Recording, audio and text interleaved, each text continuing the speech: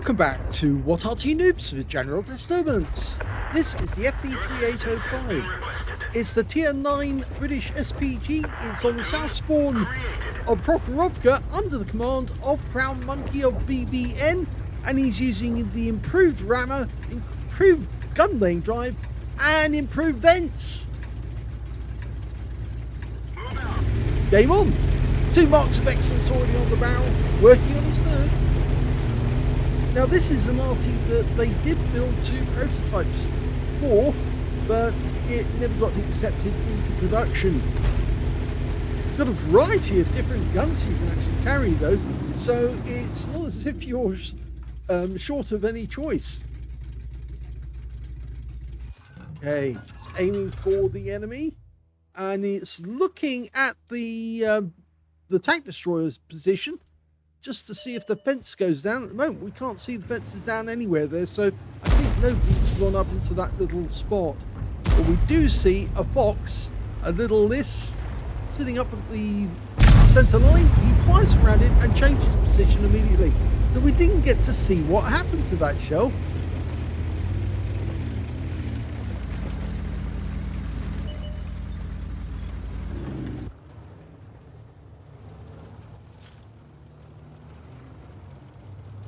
Okay, we've got a Mars up near the centre line. He's just on the village side of the railway line.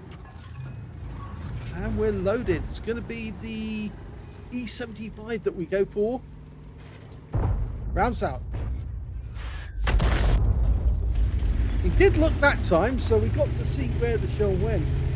Now, the guns you can actually get on this Arty are the 5.5 inch, which is 139.7 caliber. Same as on the Crusader SB, a 6 inch, which is 152.4 millimeters, and that's the same as on the FV3805, and finally the 7.2 inch, which is 182.9. He stayed for that shot as well, so we got to see that one. Took the Rambo for 364. Notice he's not actually trying to hide at all. He's just staying out in the open. I don't think the enemy can see him that far. Plus, of course, if he does go for a piece of cover that is well known, the enemy will probably fire in and try and get a shot on target just from distance. Rounds out. M103. Direct hit! Lovely. Decided to go this side. You can see his fellow Arty is a T92 HMC. See, that shell actually hit the front plate and another one hit the rear. Now, it might be that one of those shots was actually from the T92, and we can see the damage on the front of the list. That's where the shell went on the list. Oh, we got the engine deck! Oh, that's much more preferable. Well, there's a Type 68 on our team on our platoon up there at the front, and unfortunately, he's very low on health, but he did take out the CS52 Liss, so our Type 68's got a kill, and that's the first kill for our team. Okay, there's the Rambo. See that hit on the upper plate, looks like it was from us. Could be that the T92 did the hit at the rear. Rounds out. Another hit, this time it tracks him, and he can't move away unless he uses his repair kit. Unfortunately, we just lost our platoon mate, and he was in the Type 68, so he's gone. With 3 down on the enemy at the moment. Lining up the next shot. Now, the fact that he's actually using 850 Alpha means that he has got the big 7.2. That's 182.9 in caliber. The same gun that they used to bore out and then turn into the, not boring it out actually, they used that for the FV3805, the Heshbon.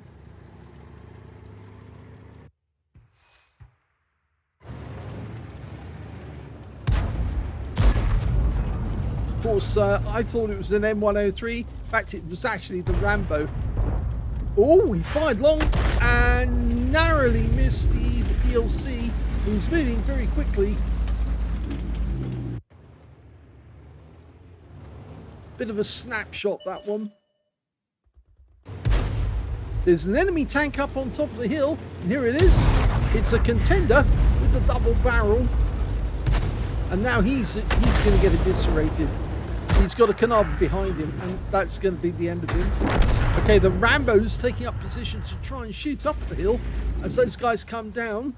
So can we get around into him? No, he fires before we're able to shoot, but we should be able to get around in as he changes position. Rounds out. Direct hit! Oh, he got a kill! He got him! He shot it into his engine bay. The guy got a kick up the rear as the shell went in. And that's the end of the Rambo's game.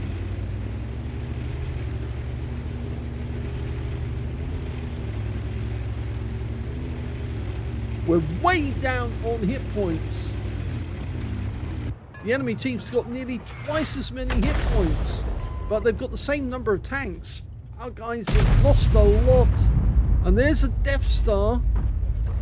The FV3805 183. That was close. Well, 397 against the Death Star.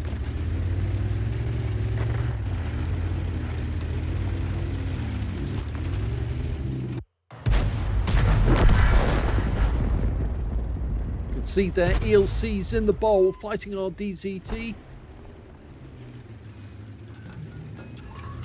Going after the Death Star again. Lined up. He's a one-shot. Rounds out. Yes! That's his second kill. Standard reload with the big gun is actually 35.47 seconds. You can see Crown Monkey's actually got it down to 27.73. So he's knocked 7 seconds off the reload time. But, well, actually close to 8. We're looking for a target, but unfortunately the enemy is now hiding. It looks to me like they don't like what's going on. And we are slowly getting more hit points down. That Waffenträger is being indicated now by the DZT, so that might be a good target to hit. Unfortunately, we're still reloading. Let's try and follow him, see where he's going. He is now a one-shot if we can get a penetrating round. Well, we know he's gone over to that side of the map. Just a little out of range for our guys to see. There's the Jagdtiger prototype. Their ELC's gone down. Rounds out the Jagdtiger. Direct hit, 324. And we're starting to pick up some stun assist, even though it was only 14. I think the Bulldog's going to take a chunk out of him. No, he's decided he's not going the other side of the road. Mainly because there might be that Waffenträger ready to take a shot at him. Okay, E75 is backing up. Rounds out. Drive into the shell. Yes! 303. Another one. Almost up to 3 grand of damage. And there's the Arty. Now, at least that's one of them, because also the other one's been killed. They've got a GWE-100 still in the game. Of course, we have got 2 Arty still in the game. Rounds out. I think that was a bit short, that one. Needed a bit further back. I think he was using the tree for cover. Oh, there's the shot. Kills. And that was the T92. So, actually, no, I was wrong there. It looked like it lined up a bit further back, but no, he was right on target, which means he probably did splash that enemy GW. Okay, looking around for the next target. Oh! BZ176 is in sight, so let's see what we can do to help our teammates. Lines up, rounds out, and landed right in front of him for 361. Now would be a good time to move up on the map, get right up to the center line. It'll shorten the reaction time, means that we're more likely to get direct hits, and of course if somebody suddenly appears out of nowhere, we get a chance to have a round. There's the E75. Okay. Dialing in. Just takes a little while longer because this Arty does have a wide arc of fire. And that's a direct hit.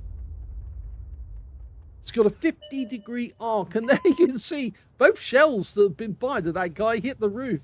So, yes, their ears would be ringing in the turret. And the BZ went behind him, possibly for cover. And he's just used his rocket pack. We're loaded. Rounds out straight away. It goes the other side. Even the T-92 is trying to get involved.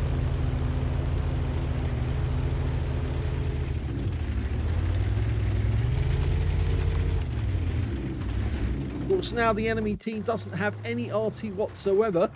Although that BZ's now trying to use his big gun on our IS-3. But he's got two guns pointing at him, I should think. Oh, lovely! Right the other side of the vehicle. It did actually stun our IS-3, and he did get hit in a close-range shot by that big 16-centimeter. But the thing is, the BZ could be a one-shot now if we can get a big enough hit. He's coming up to the center line. Rounds out. Good shot. Makes a one shot for sure. Absolutely. But our guys are now pulling back actually because there's only 4 left. Oh! And that was the BZ176 getting taken out by the M41 Bulldog. Is he going to live that one down?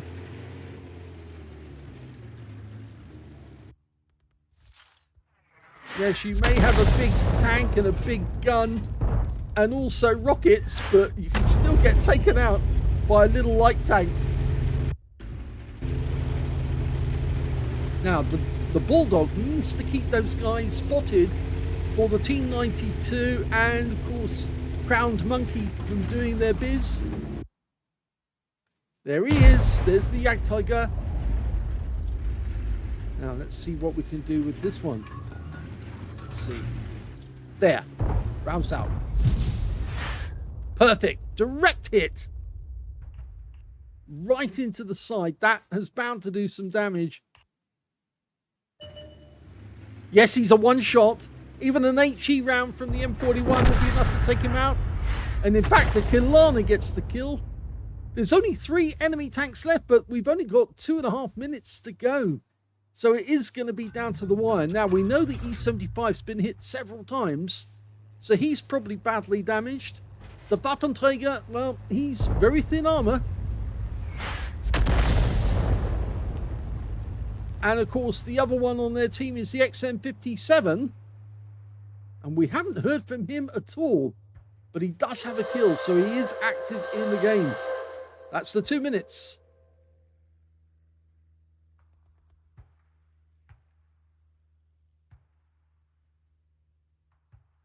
Bulldog needs to get in there and do some spotting. He's all we've got as eyes, really. Oh, he's found the E75. He actually changed and went all the way over to the other side of the map.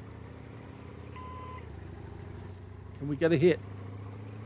Unfortunately, he's so much health. It's going to be very difficult to win this one. Rounds out. I think that was a little more optimistic than normal.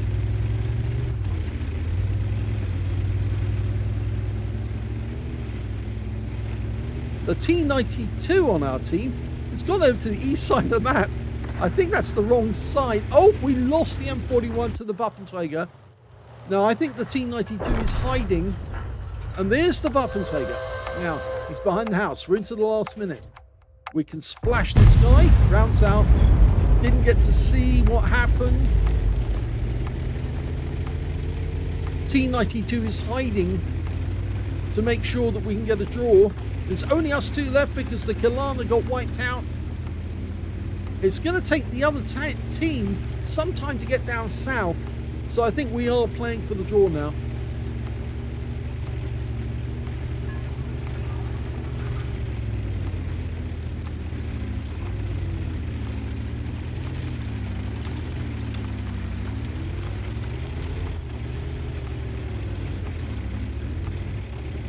15 seconds.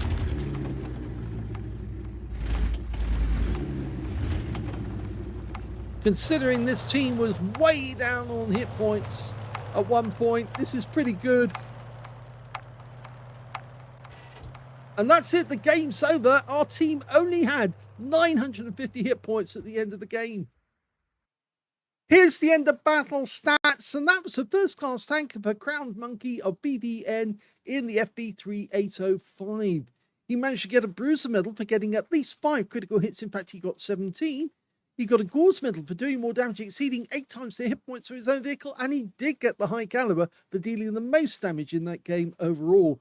His win rate was 7,790, which is Super Unicum standard, but sadly they lost all the tanks who could spot for them, and so in the end it turned out to be a draw. But considering the number of hit points they had at the end, it could actually have easily worked out that it would have been a loss, because if the enemy team had realized the situation, they could have actually driven as fast as they could down into the south to try and find the Arty. I suspect that the E75 was moving as fast as he could, but he was going to have difficulty trying to find that T92 unless he went up the hill. And I don't think the E75 would have tried that. I think he would have carried on just straight south and missed the T92 altogether. Let's have a look at the team score. Well, the highest damage in the game was 5,899 hit points to Crown Monkey. Second highest damage in the game turned out to be the T92, who managed 3,002. And the third highest, well, that was the Waffenträger auf Panzer IV on the enemy team with 2,705. When it came to kills, we can see that it was the GW E100 on the enemy team who managed to get 3 kills. 2 kills went to Crown Monkey in second place, the T54 Mod 1. The M41 Bulldog got 2, and in fact, he also picked up a patrol duty. And the IS-3 and the Kilana all got 2 as well. On the enemy team, the Waffenträger managed to get 2 kills. So did their Death Star, the Jagdtiger prototype, the E75, and their XM57. So evenly matched team in many ways, except of course the enemy team seemed to be keeping their hit points better than our team did. When it came to base XP, we can see top scorers were the M41 Bulldog, mainly down to the spotting he was doing. I bring this up just to show you, because yes, 5,831 spotting assists. So quite apart from the actual damage he did in the game with just under 900 hit points, he actually got 5,800 on top of that for spotting, and most of that probably from Crown Monkey because he was spotting for him. So anyway, he did get the second highest, the top base XP rather. Second highest base XP actually did go to the Crown Monkey, 652. And in third place, it's the ELC M90 on the enemy team. We got 562, and he did 5,275 hit points for spotting. So the light tanks were doing their job, and we were getting shots off. It's just our teammates were too easily matched, and that's why they weren't getting the kills. Anyway, let's have a look at detail. 25 shots fired, that's a lot. 13 direct hits on the enemy, 1 penetrating shot, and 23 splash. Damage of 5,899 hit points, all of it at more than 300 meters. He damaged 80 of the enemy, killed 2, and did 333 hit points of stun assist of 16 stuns. And that's probably why he only got the first class, because he didn't get enough stun assists in this game. On a free-to-play account, made 51,972 credits profit, and that includes a 55,000 bonus for mission achievement and 4,000 for courageous resistance. So nearly 60,000 earned purely by the bonuses, and yet he only came away with 52,000 in total. So not a lot. He did make a loss because of the ammo. Also managed to get 1,047 XP as well. So he did come away with something in terms of credits and XP. But unfortunately, it wasn't it was too well balanced, this game, and there wasn't enough enemy tanks being taken out. They were keeping their hit points, as I said, too easily. So I hope you enjoyed that replay. If you did, please give this video a like. Do subscribe to our channel. Leave a little comment down below because it feeds the algorithm. And thank you for watching.